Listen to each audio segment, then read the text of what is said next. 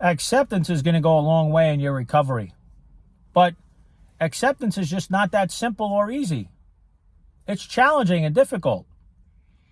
Accepting the fact that we have an alcohol problem is a stepping stone in getting sober. A drug addict has to accept the fact they have a drug problem. Then they reach out for help and they accept the help that they're getting. But what brings them to the point of reaching out for help and accepting the fact that they have an alcohol or drug problem? In many cases, it's pain. They're hurting.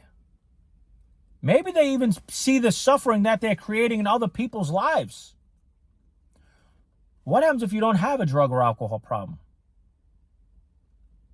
Let's say you're an adult with a good job. You got a couple of cars in the driveway. You got a nice house. You make some pretty good money. Got a lot of friends. What's your problem? Right? Many of us would take a step back and we clearly can see an alcoholic or drug addict and their issues. But how do we have issues? What happens if you're a 30, 50, or 70-year-old and you react in situations very much like a 5, 10, or 15-year-old would? That's problematic. So what leads you to accepting that about yourself? Because that's really hard to accept. We're a grown adult.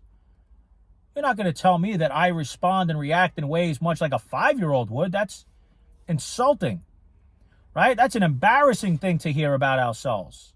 That can create a lot of shame or even kick up shame that we already have. We don't want to look at that. But what can be the motivator to reaching out for help and saying, you know what, maybe that is a problem with me? Maybe your marriage is suffering.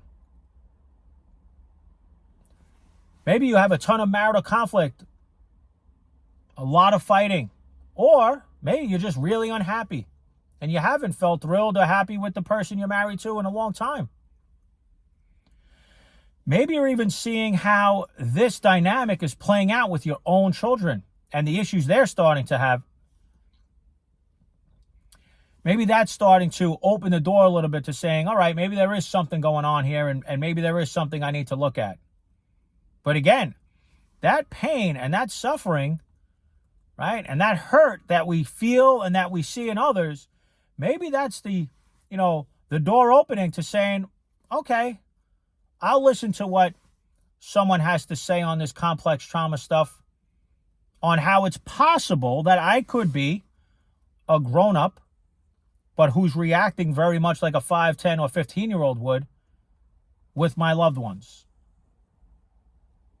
And maybe it's possible that that is you. That you don't have an alcohol or drug problem. And it's a lot harder to see that problem in yourself because maybe you have a nice house and you have a pretty good job.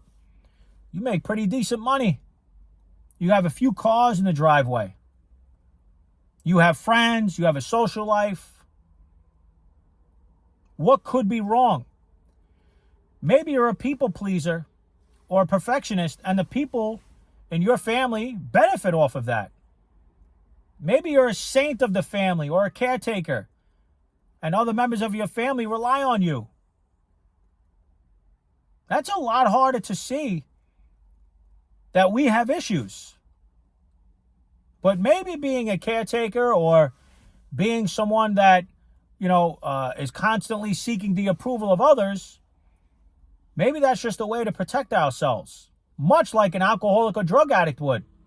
When they use alcohol or drugs, what's really going on?